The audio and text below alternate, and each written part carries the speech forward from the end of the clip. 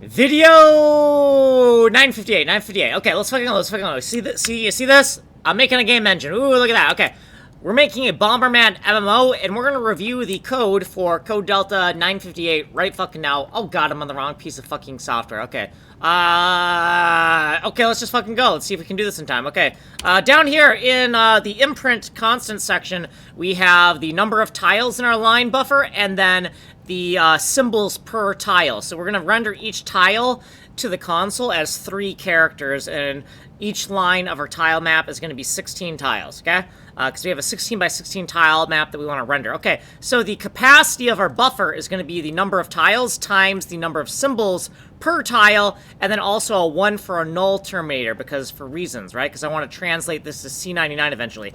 This right here is wrong because it's not a constant. The length of our line buffer is not a constant. It's a piece of mutable data. So in our mutable data section, we have our actual line buffer. Oh, this is not the line buffer because we have to tack on an underscore array. We're going to use this function array of uint8 constructor that takes only length and give it this capacity that we calculated in the constant section, and then we're going to set the length of the line buffer to 0 because there's 0 useful elements in it right now. Then down here in the imprint section right here, this is okay. This is a monkey wrench macro. I don't know if I went over it.